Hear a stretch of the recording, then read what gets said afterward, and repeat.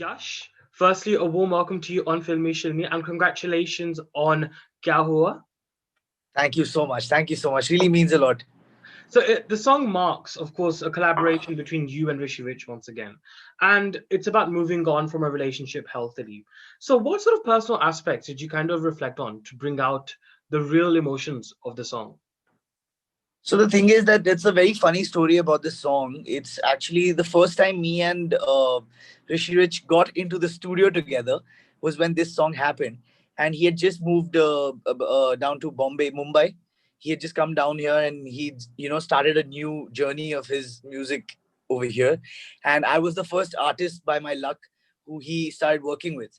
And when we met like for a brief moment at Mohit Suri's office before Yeah. that, and then the next day we just jumped in to a session. So we were both like quite blank about each other as far as like what we're gonna do and stuff. But and plus for me it was like a fanboy moment because I've grown up listening to his music, and it's really inspired my soundscape as an artist. So we just got into the room, and then we just started talking, and just like how you asked me right now, the same way he asked me like what's going on in your life and everything.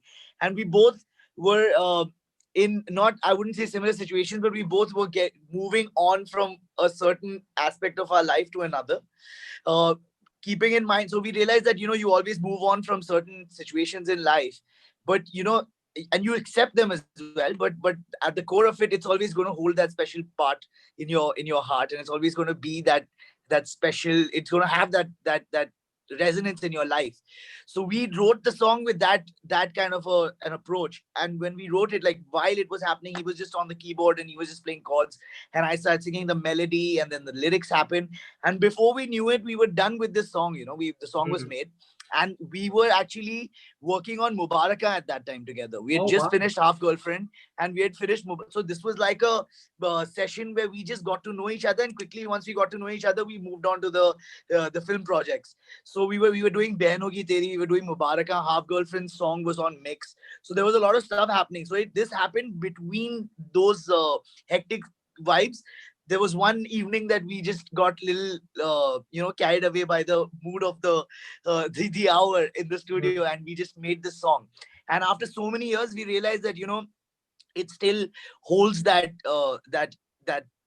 what do you say, when you hear a song, it's a good song or a Yeah. bad song or a decent Hmm. song, whatever.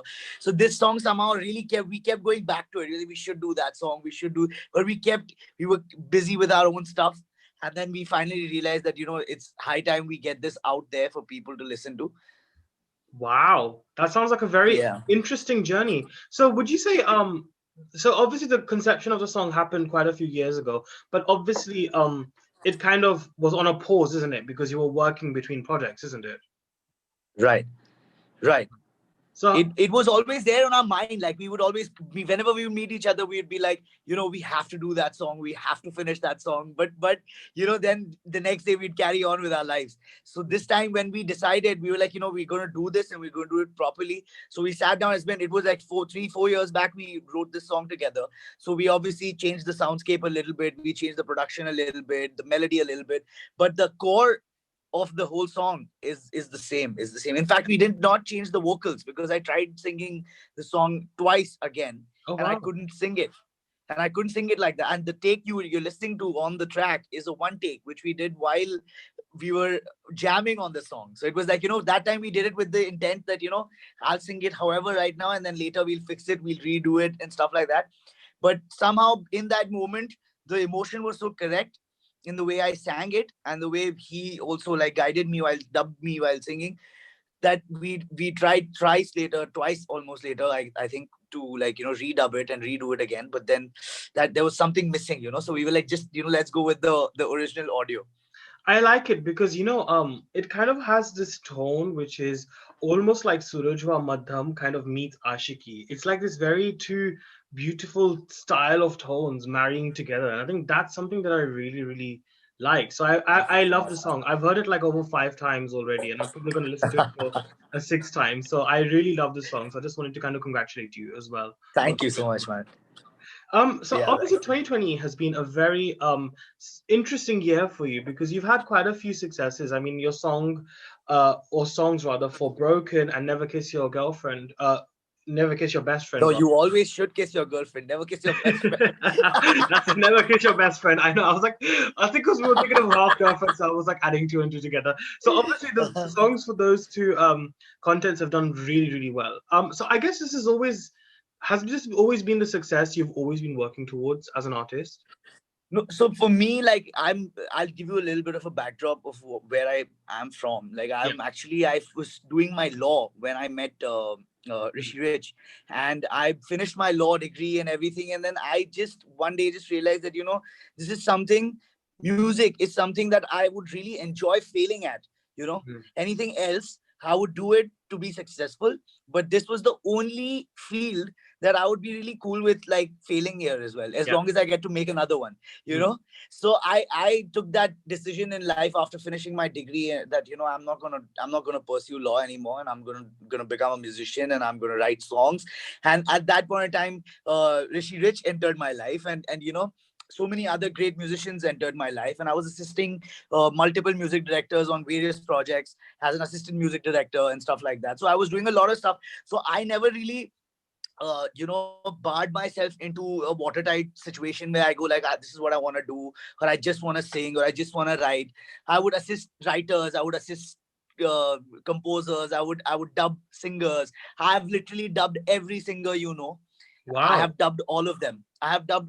So there is one, like a person has to be on the other end, right? The dubbing director. So Mm. most of the times when the composers wouldn't be available, I would go as proxy and dub these singers. And what I would get out of it, because I obviously wouldn't get paid for it, what I would get out of it was that I would try and understand how these guys perceive the songs, Mhm. how they how do they what do they do before. Is there some magic spell they say before they get onto the mic? What is their exact scene? Because Yeah. I'm nobody from the music field. I'm a complete alien to this field. Yeah. So Exactly. I never really jotted it down like that. I always like was open to doing whatever. In Mm. fact, Broken is all Balaji's biggest OTT series. All Yes. right, and when it Mm. came to me, somebody suggested my name, and then they contacted me. I went there, played them a song on my guitar, and I just sang it, this original track that I had, and they decided to give me a song, take that song in the series. At that point of time, I had no idea how to like complete a track. But I just took it on me. I just did it. I was like, I'll do it, I'll try, I'll figure it out, and I figured it out on the way. Mm. Similarly, even like I've been singing scratches for the last 3-4 years. There's this thing in India where what we do here is that before the final singer comes in, there are like around, I don't know how many singers come and try the song and sing it. And there's singers who sing it so that the song gets pitched to the production house or the music label. And then once the song is locked, then you replace that singer with a famous singer. So I do that. I used to do that for almost 2-3 years. I've been doing that.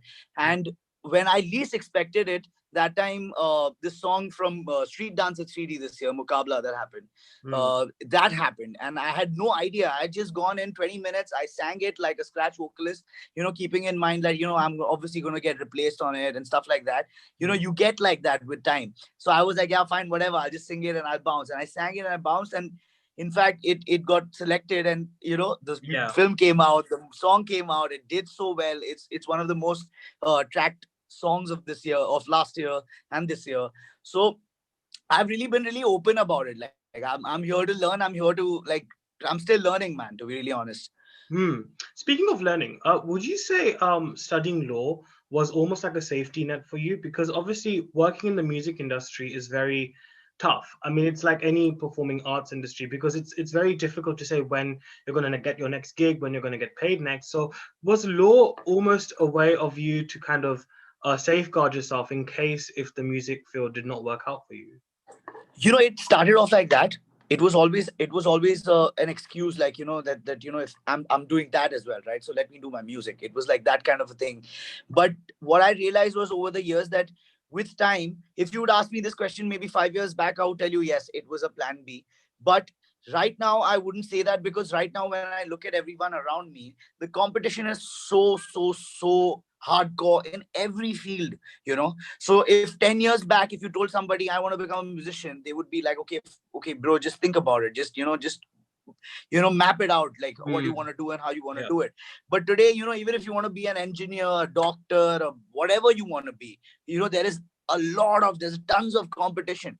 So I don't think there's anything like a backup plan anymore. Even if I wanted to do law now, I just can't one fine day decide and pack my bags and become a lawyer. Over there also there is a struggle, there is Yes. there is years of practice and this and that.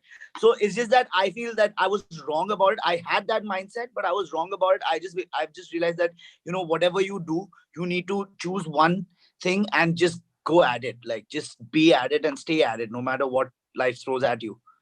And I guess it will help you as well because at least you'll be more aware about the copyright issues and the sort Yeah, of that's music. Yeah. that's one thing that is sorted, because I draft my own contracts. So like, so Ah, that is on that end I'm sorted. Like, I know. But 80% of the times, 90% of the times, we're signing things that we know are not cool, but we still do it because we need the gig or we need the job, like whatever. So that doesn't really matter, to be really honest. My lord, it's a bigger problem, because then I know how I'm getting messed up, but I yeah, still have to do absolutely. it. No, absolutely. But I think it's interesting you said that you've worked as a dubbing artist before. You've kind of sort of worked alongside all these other great musicians and composers in the industry. So who would you say is your inspiration in terms of musical? There are a lot of people who are my inspiration. Like, while growing up, obviously A.R. Rahman was and is, I think, the biggest inspiration that every Indian artist has in front of them, as Mm, far as sound is concerned, as far as production is concerned, as far as melodics is concerned, everything. Apart from that, there were so many. There was Shankar Ehsaan Loy, and there were. If you go a little further back, then there were Jatin Lalit, Anu Malik, so many people. Like whoever we listened to while growing up. Then later, for the majority chunk of my teenage, I was listening to Pritam Das music. yeah. Where KK and Pritam Das combination. Then after that, obviously, in the newer lot, where I learned a lot from, I can obviously say my mentor is Rishi Rich, right? So I've learned like the maximum stuff from him. And apart from that, there's Amal Malik, who I've worked Yeah. with on multiple projects, and I've learned how to write a song, how to make a song together, make it come Package it. together, Mm, and what song needs what, how do you crack lyric, stuff like that. I think he's been like my guru in terms of that. And third, obviously, Tanish Bakchi, yes. who has obviously, I have dubbed many tracks for him as a scratch vocalist, and I obviously sang Mukabla for him as well. But he has always been there throughout these years. Whenever I gave up and I was a little low, he would always tell me, "No, bro, you have a good voice, you have a good tone. Don't worry, just stick at it." So that one thing is that, and second thing is also the way he produces tracks, the way he composes tracks. I've always sat there alongside him before dubs. I always used to go earlier to see how he's doing everything. Mm. So he has also been a very big inspiration. So in the current lot, these are the people. But apart from that, I've been influenced by music from all over the world, man, to Yeah. be really honest. So I read up some of that. You're classically trained, right? I think you Yes, learned classical music when you were what, 13, if I'm not wrong, or was it yes, earlier? yes. Correct, Right. correct. So how did that really form your knowledge and awareness of music that you have today? So what that does is that classical music, I think, opens up your horizon as a vocalist. Like how what a good sample pack can do for a producer is what classical music will do for a vocalist. So Right. it makes you realize your drawbacks, like as a vocalist, what are the places that you need to work on, and at the same time, it enhances your strong points. But the beauty of it is, once you learn it, like, you cannot ever finish learning it. Classical music is an ongoing, lifelong Mm. learning, Mm. right? But once you get through with the basics and you understand what ragdari is, what tal is, and stuff like that, after that, the beauty of it is that eventually you start forgetting the technicality, and just by feel, you start doing with an open mind, you sing your songs. But because you have had that backdrop of classical music, somewhere down the line, those surs, those murkis, those of classical music, those things somehow come into your throat. And that really, it gives you the finesse. I feel it gives you a kind of a finesse. And I personally believe that if anybody can sing classical music, Indian classical music, they can sing any genre in the world. This is what I believe. Like, you just have to be a good listener and listen to other genres as well. But yeah, I feel that it's the best starting point of anything. Right. But I think I find it very fascinating because the two big successes that you've had in terms of Bollywood playback has been Mukabla and Ek To Kam Zindagani from Marjava, both of which Right, are remixes, and right, obviously recreations of very popular old right. tracks. What is your view on the remix culture in this sort of landscape of Bollywood music today? Because there's been a lot of backlash from audiences and from people on social media about that. Right. So how I look at it is as what I feel is that remixes were always there. You know, even if you, in fact, the other day I was watching an interview of Kumar Shanuda, and he was talking about how he got his first break was because he used to sing covers of Kishorda Oh, uh, okay. for labels. Wow. Sonu Nigam ji also, I figured that out about him also. He used to sing covers of Rafi Saab. Oh, yes. Hmm. Alka Yagnik ji used to sing for Lata Mangeshkar ji. So this has always been there. The thing is, why people have an issue with it is because of the ratio. That the suddenly, everybody is making recreations and stuff like that. But I think a good song is a good song, a bad song is a bad song. A good recreation is a good recreation, a bad recreation is a bad. It's got the same kind of a if you've done it well, so it's great. Like so many people in the west also, they sample stuff from older tracks, right?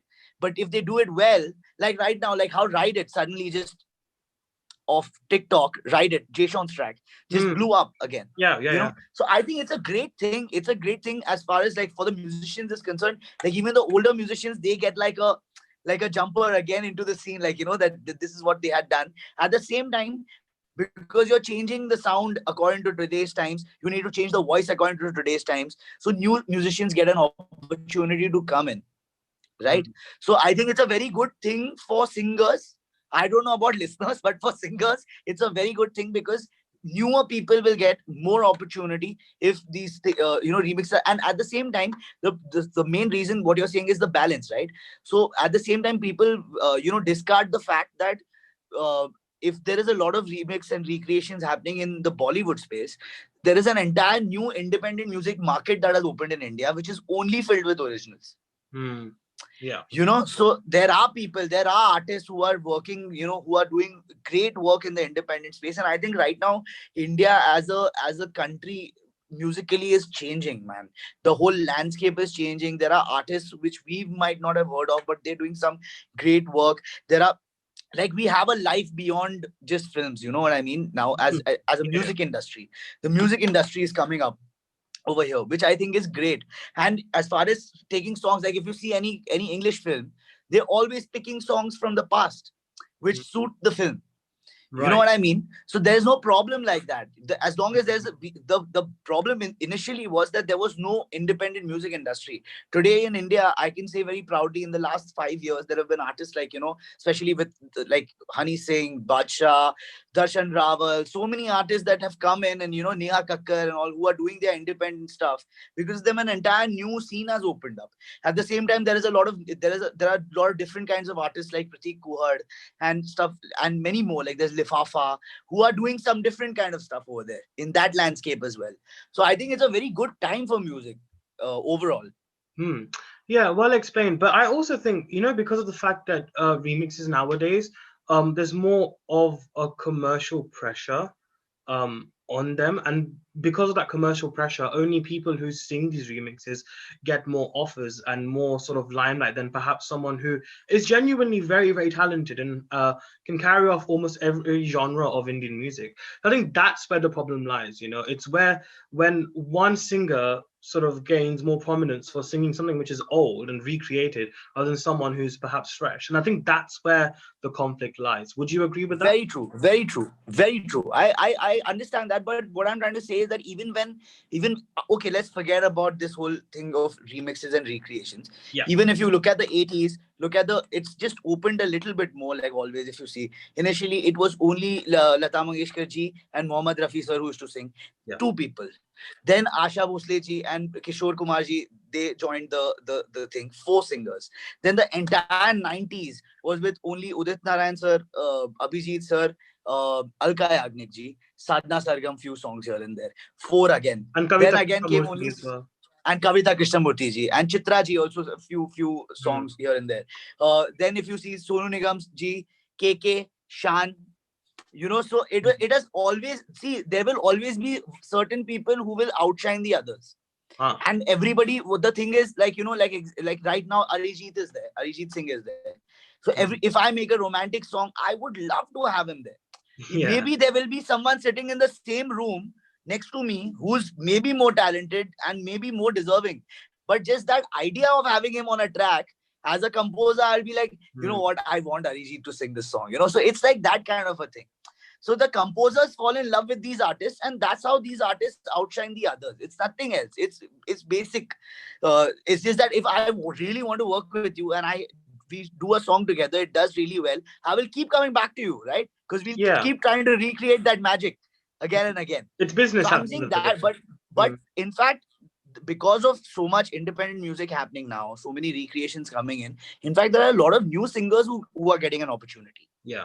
Like if the remixes situation was not there, maybe I would never get a song in a film, man. Like, you know what I mean?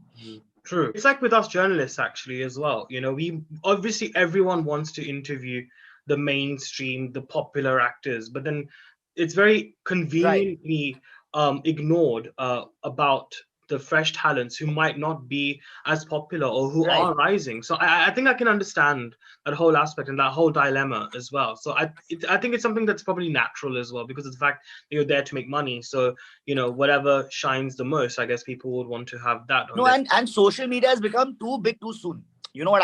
That's what I feel. I feel it's become too big too soon. We ourselves are not really aware of what it can do and what it will do.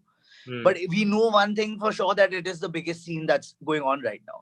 You're big on Instagram, you made it. You know what I mean? Yeah, this And influencer that, I culture. feel somewhere down the line, that should not be the yardstick for artists. But again, who are we to say that? Well, I guess we can only just converse and perhaps raise more awareness and bring these topics to light. But I think yes, that is a very good point that you Yeah. made as well. What would you say is your USP as an artist? I think that I don't sound like anybody. That's one thing that I really have always really tried hard to find my own voice. Yeah. And I don't sound like anybody, and I have my own way of singing every song. You give me any song, I will not. If you give me a Kumar Sanu song, I will not sing it like Kumar Sanu. I will still sing it like Yash Narvekar. So I think that is one thing that I think is very important, and it's something that I think is my USP. That's true actually, because I think nowadays, uh, because obviously, because success is so uncertain nowadays, you don't know what's going to work. I feel like people like to follow a certain pattern, whether that's a sort of trend, whether that's a sort of style. People do like to follow that, and including singers too. There are people who like to emulate perhaps certain styles of songs and the way they sing certain songs as well. So I think repetition can be a very big downfall as well for artists as well. Repetition is our scene in today's date. One person gets that cake. Have you seen that thing or what? And nowadays, everybody, at least over here, everybody's getting those cakes where they put some liquid chocolate on top of it, and then Oh they yeah, lift it, and it's yeah. this Instagram thing. So one person did it. Everybody's bloody doing it, and I tasted the cake. It was shit. I didn't like it. I didn't like it one bit. But everybody's doing it, so you got to do it. So it's just it's that in that shows our basic psychology in everything. Yeah. At the same time, because nowadays you've got those, this is the action, reels. It's like, how in purane zamane mein paise udate the na? Like that. That's how we are allowing content these days. So people don't have the patience to like sit for a 1.5 minute musical intro. They want to hear the hook line in the first It's true actually. You know what I mean? They want to get done with it in 30 seconds and just. Yeah, I'm glad you mentioned this actually, because I've noticed as well that songs nowadays are really awfully short. They're like 2 minutes 2 long. minutes 50, 2 minutes 30 seconds, 2 minutes 50 seconds. And I don't like that, because like, I mean, that's why I was really, The really. whole about Kya Hua actually, because of the fact that it was a 4 minute song, and I was like, thank God, we've got a proper wholesome song that we can actually enjoy and listen back again if we want to hear it again. Yeah, So so there was see, so basic structure of Hindi songs used to be Mukda. Mukda is the face of the song, which is the verse one. chorus. Cross line, chorus, hook, which we call hook over here.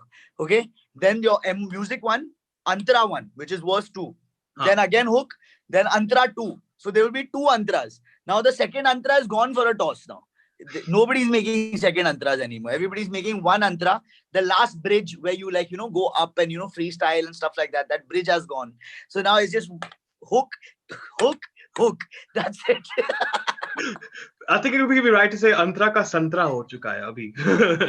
Like that's definitely what's happening. Then, acha, see, musicians are smart. They are making good music in whatever duration you're giving them. Yeah. The thing, that I would like to mention that people are still creating great music. Yeah. Even in the constraints tomorrow, maybe in 15 years down the line, they tell us make a 30-second song. We'll make whatever we can out of it. We will make a 30-second song as well. But it's changing times. So I don't want to sound like that old uncle who was like, Hamare zamane mein everything was great. I want to go with the flow. Whatever's happening is happening. Yes, exactly. You're a fresh face and a new talent, and with a lot of Naya Junoon as well, which I think is great to see. But I think on a final note, Yash, what would you say are your long-term goals and ambitions as a singer and as an artist? So as an artist, my only long term goal is that I get to do this for the rest of my life. Get into the studio, make a song, and get jitters if it's good enough. Scrap it, go back. Then again, after 3 months, hear it and go like, oh, I should do this. I want to keep doing this, and for doing this, I need to do well. Which is why, which is why a balance of everything, a little bit of commercial success, a little bit of my own personal self into the music, which I can obviously, which now independent music is a great way of doing that. I'm starting my own channel very soon on YouTube. Wow. And going to do my own original videos and stuff like that very soon. So there are certain things that I've planned out, which I think that those are those songs that I really believe in, but I don't think they are commercially what people want to invest in at the moment. But I really want them to go out there, because I'm sure there are certain people who want to listen to stuff like that. Yeah, but then again, what is commercial? At the end of the day, commercial is whatever trends and whatever works, right? And whatever the main group of people. Yeah, but instead of being the guy who complains that they don't understand it, what we need to do as artists is that you do your own thing till one song breaks out, and then let them come to you and tell you that this is commercially, please make this for us. So even you don't have to change your ways, and at the same time they are not feeling pressured about should we give this artist a chance or not. Whenever they're coming to you, they're coming fully confident that we want this. But you know what, Yash? I think before I let you go, I think it would be wonderful to hear you sing perhaps a few lines of Muqabla and, of course, Kya Hua. If you can do like an amazing mishran of those two for the Filme Shilmy viewers, that Okay. would be amazing. Okay. So, Muqabla, I'll sing.